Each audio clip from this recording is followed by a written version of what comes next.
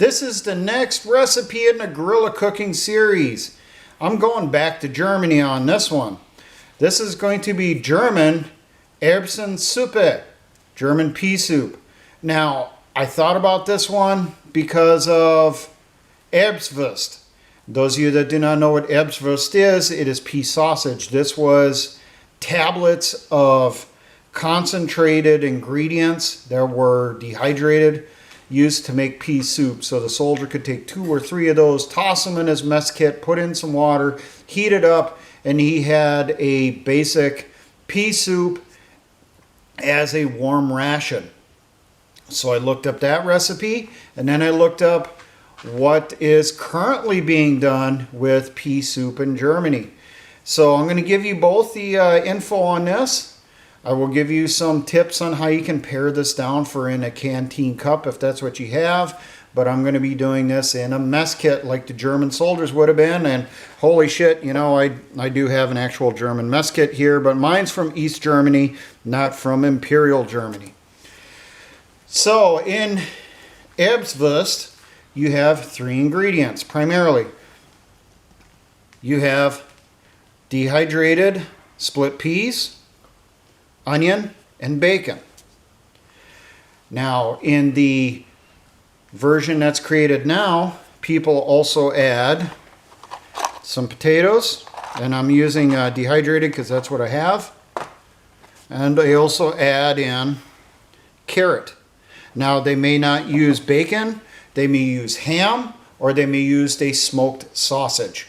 That seems to be kind of common. I've also seen people using hot dogs or frankfurters. You know, this is known as a poor person's soup in Germany. So let's get this thrown together here and start getting prepped. So we're going to bring in my electronic campfire, which hopefully we do not turn into a real fire. First off, we're going to pour in our split peas here, and then I'll give you the information on what to do to prep the peas.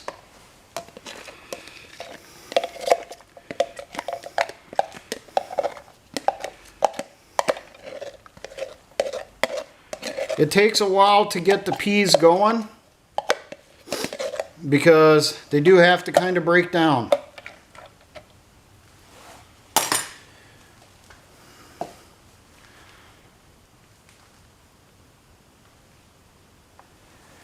Now, the first step that you're going to do when you're going to make pea soup, you're going to start the day before.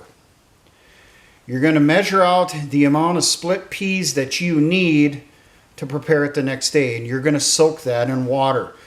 And you're going to soak it in roughly twice the amount of water compared to how much peas you're putting into it. And you're going to soak these for anywhere from 8 to 12 hours. Some people say don't go past 12 hours, it makes them too tough. I've actually had better luck soaking them longer than 12 hours. And that is kind of a recommendation I give to you on that, especially if you're in the field. So the day before, measure out how much peas you need. Hopefully you've gotten a hold of something like this, a gasketed screw top type container, so that you can put the peas inside this with the water, tighten it up, carry it with you inside your rucksack until you're ready to prepare your meal the next day, and hopefully it will not leak all over the place. I know Ron Stryker, he has something similar. He uses like an Nalgene drink container, got a better cap for it, and he uses that for rehydrating stuff when he's on the move.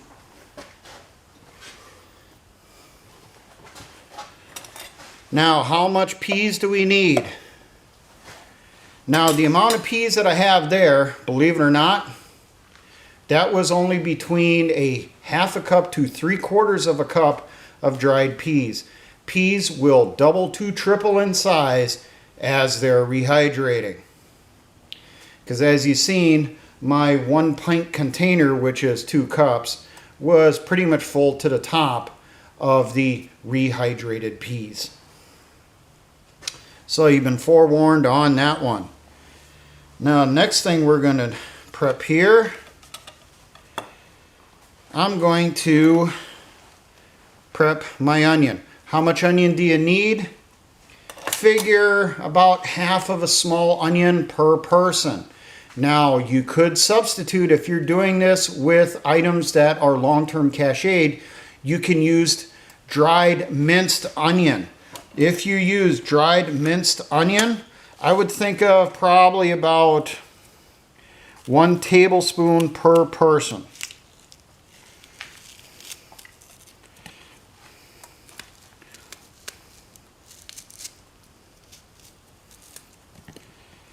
Now I'm going to use some quote-unquote fresh onion here. And as you should know by now, figure that, well, maybe we traded for it. Or maybe someone smuggled us a big bag of onions, and anyone who wanted some was able to take some. Cut your onion up into the size pieces that you want. With onion, you don't have to worry as much like you do other veggies, because it'll come apart, make it easier for cooking. Now with the onion, I'm going to add in 1 slice of bacon per person, and this is chopped up. I chopped it up already to cut down on time. Now, as much as possible, we will try using the bacon to get the fat that we need. But if we don't get enough, well, that's where it comes in handy to have that quote-unquote bacon butter. You guys should know it. I've used it how many times here, so, you know, a little container of the fat that you've saved for use when cooking stuff. Now, I'm going to be adding carrot into this, so I'm going to use 1/2 to 1 full small carrot. This, make sure, cut it into pieces no greater than 1/2 inch thick.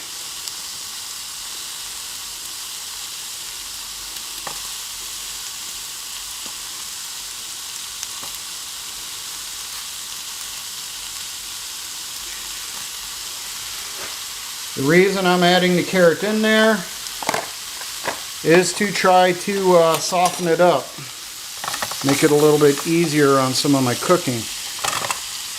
I'm going to, right off the bat here, I am going to add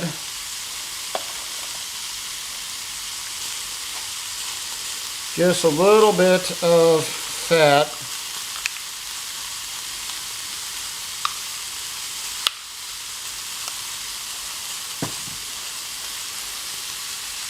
Because of how much I got in there.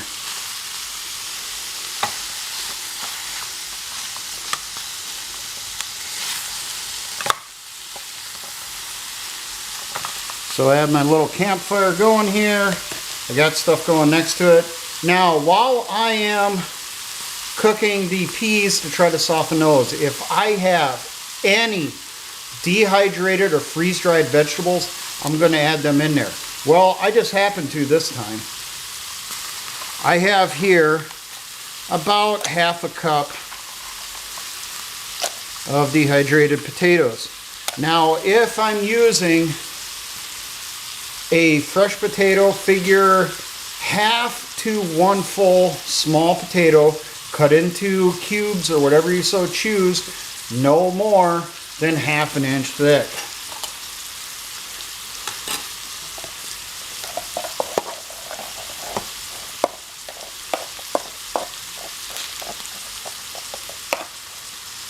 I'm going to add some additional water in with the veggies already.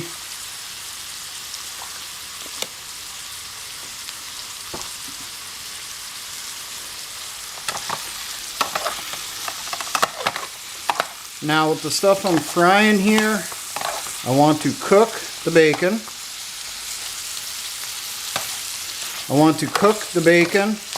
And I want to try to clarify the onions. Try to cook them as much as possible. which will cut down on the amount of time my soup's going to have to boil.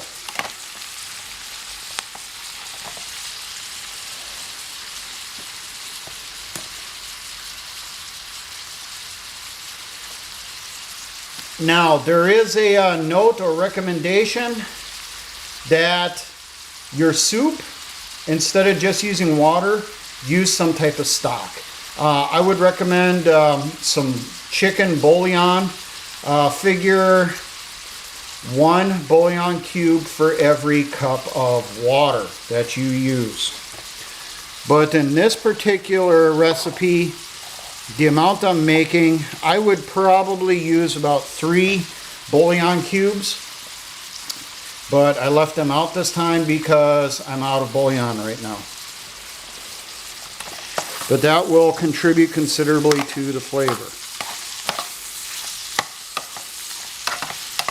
We're not going to add our seasonings into the soup until everything is cooked up good. Then I'm going to add it into there for finishing it off.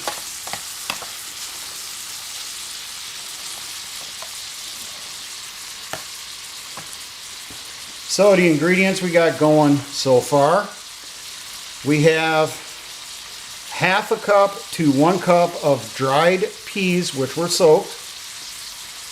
We have 1 slice of bacon chopped up which we're frying. We have half of a small onion diced up or cut however way you want it. We have half to 1 full small potato.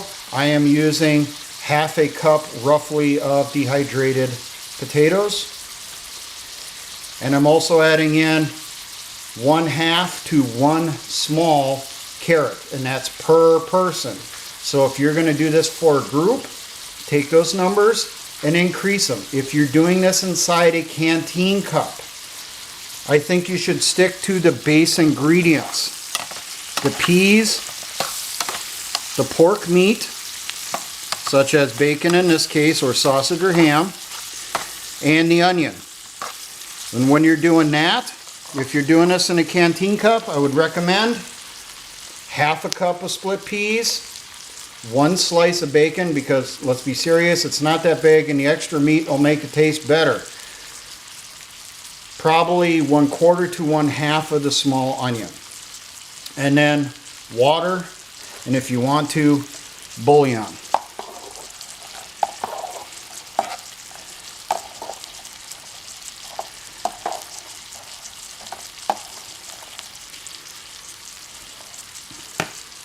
Now, while we're waiting for stuff to cook a little bit better here, pea soup is extremely popular in Germany. I came across one person from Germany who said you could go to a fair, take your kids there and that stuff, they're on the rides and that, and if you feel like, hey, I want a bowl of pea soup, he said it's guaranteed there's going to be at least 1 booth there somewhere who's going to be serving pea soup. Now, in German society, apparently pea soup is considered kind of a poor man's meal. Why? Because it's all super simple ingredients. Some pork of whatever type you have available, some peas, some onions, and if you have additional veggies, you add them in there, such as the potato and the carrot.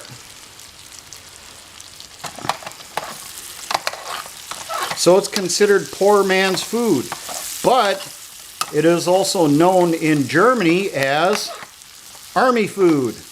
Why? Because pea soup has been getting served to the German army for well over 100 years, and reportedly they still get it served today in the mess hall on a regular basis. Now, in the late 1800s, the German army wanted to make pea soup more available to the troops when they're in the field. They wanted it turned into a packaged ration that the soldier could carry with him, and when it was that downtime, hey, he can eat now, he can prepare his own batch for himself. And that's when they came out with Erbswurst, pea sausage. So you had ground up, dehydrated split peas. You had fried, dried, ground up onion. You had bacon that was fried up and dried, also ground up, put into a giant mix, a little bit of water. They turned it into a paste, put it into forms, and then created tablets. Those tablets were then rolled up inside a wax paper type packaging, and then one of those pea sausages, because they looked like sausages inside the packaging, would be issued to the troops to carry with them.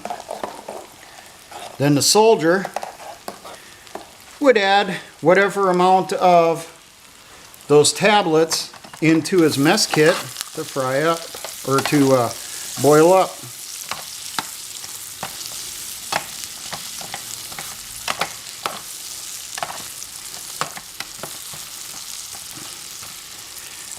Now in World War II, from what I came across when I was looking up the stuff, they used to issue, they would still issue Erbswurst to the troops, but what they would do it in an iron ration. And in the iron ration you had, you know, a few tablets of the Erbswurst. You would have some crackers or some hardtack. You would have a little thing of chocolate, which was meant as your dessert or to turn into a drink, and that chocolate was impregnated with vegetables. And then you would have some other stuff in it, like you might have a tube of meat paste or whatever was available. And then the soldier was told, hey, only use this when you absolutely have to.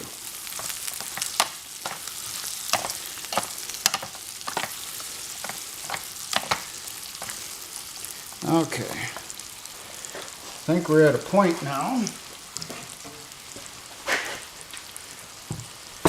where I can add my meat and the other veggies into the soup.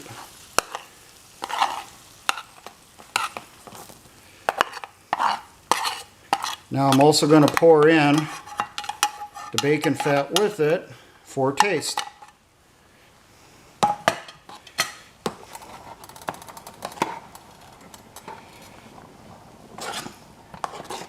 Now, what's the criteria when it's done? The criteria is, it is done when the peas start to dissolve. Because at that point, you know they're definitely cooked through thoroughly. So, because I got to do a couple servings here, one for me and for Combat Cameraman, I'm going to add some more water. So we have roughly 1 pint's worth of water in here. If you're doing it in a canteen cup, you're just going to add water into the canteen cup to get the amount it can handle. You don't want to put too much in there where it's going to boil over and then you lose a lot.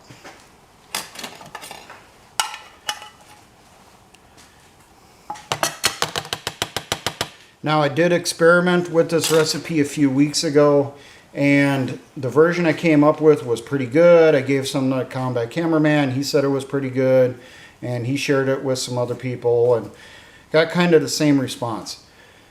Now, this counts as soup if it's still liquidy, like a soup. If it starts to really thicken up because of the potatoes and the peas breaking down, well, then you've gone from pea soup into pea stew.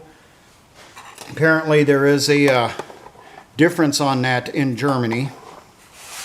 Here in America, not so much. We would call both of them the same. So, but yeah, the peas are not breaking down yet. How long can this take to cook? It really varies. Now, if you do not rehydrate the peas, I've actually come across recipes where it said you're looking at a boiling time at a rapid boil of 90 minutes to 2 hours. So, what we're trying to do if we're in the field, we're trying to cut down on that time as much as possible. So, we're going to soak those peas as long as we can. We're going to fry those veggies up. to try to help with cutting down on the cook time. You know, if we have dehydrated veggies, we're going to put them in with the peas while we're trying to boil the stuff. So, I'm not 100% sure how long this is going to take. I think when I did it on the stove, it took me about 30 minutes. But that also included the prep time and everything for the veggies and the bacon. So,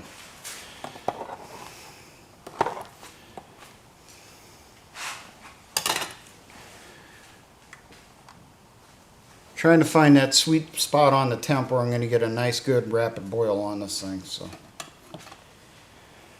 now remember, with the veggies, any peels and that stuff that you have left over, bury it. Don't just toss it out in the woods. It's going to draw animals, and it's also an indicator for anyone who's out there trying to find you. So, any veggies that you get, make sure you wash them thoroughly with potable, drinkable water, okay? Potable does mean drinkable in military terms. Non-potable water is the stuff that you clean stuff with, like your nasty behind and vehicles. Anything that handles food, you have to use drinking water, potable water. So,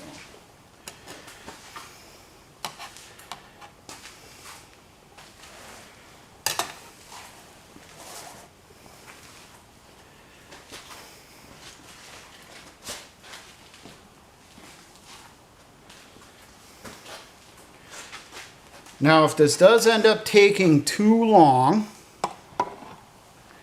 and I'll let Combat Cameraman right now tell him to keep watch on the time. If we hit 25 minutes, signal me.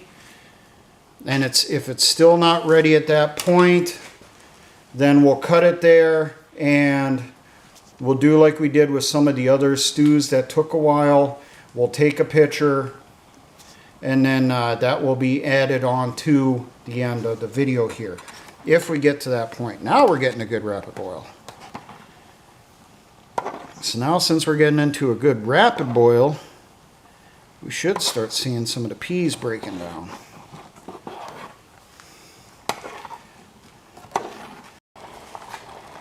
"20 minutes later."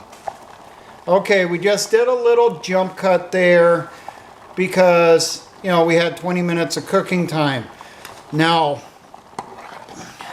as you see, the peas are really starting to break down now. We're starting to get that greenish color.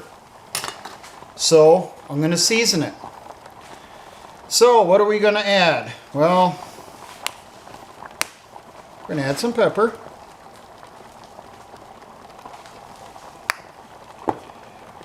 Add some salt.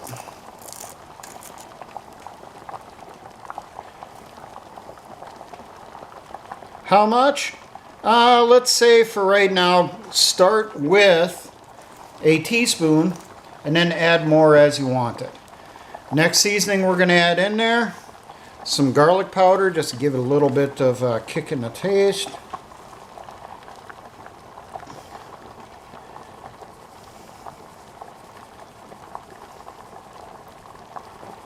Give that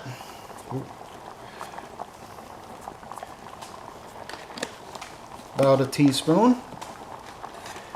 Now, according to modern recipes for Erbsen Suppe, they also, a lot of them recommend adding some parsley and some marjoram. Neither of those are ones that I plan on carrying in the field, but your basic salt, pepper, garlic powder, those are things that you can. I mean, you can store that stuff in caches pretty easily. So we're going to let this go here about another minute or so, give or take. I'm going to turn it down.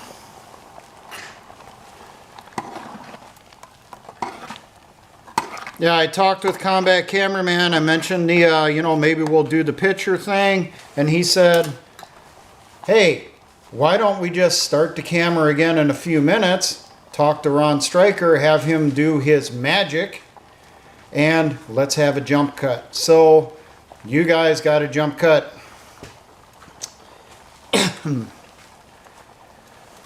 So I think we're good enough for government work. Yes, I know I'm not in government anymore. We're going to plate this up.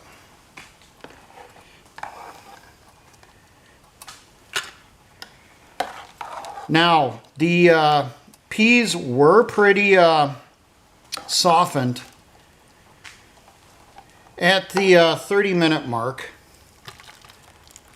but I wanted a little bit better on the color.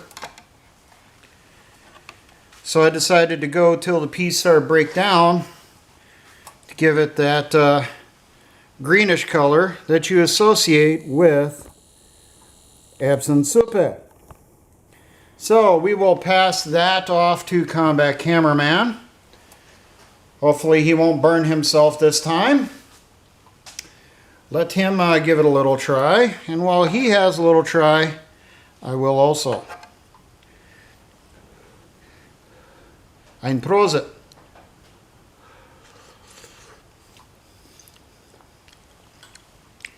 Not bad. And we got a thumbs up from Combat Cameraman. So we'll say cook time on this, we came out to around 45 minutes total to get it to where it is now. If you want the peas to break down more, cook it longer, maybe another 10 to 15 minutes. If you're really short on time, well, once you get up to around that 30-minute mark, the peas are really softened at that point, and you do have technically a pea soup. It just doesn't look like it. But add your seasoning near the end, not towards the beginning, because you're going to lose the flavors. And, you know, have a little bit of extra salt and pepper sitting off on the side in case you want a little bit more while you're eating it. So there you go. German Erbsensuppe, or German pea soup. Now, for all my engineer brothers in the Patriot and militia movements, always remember, Essayons.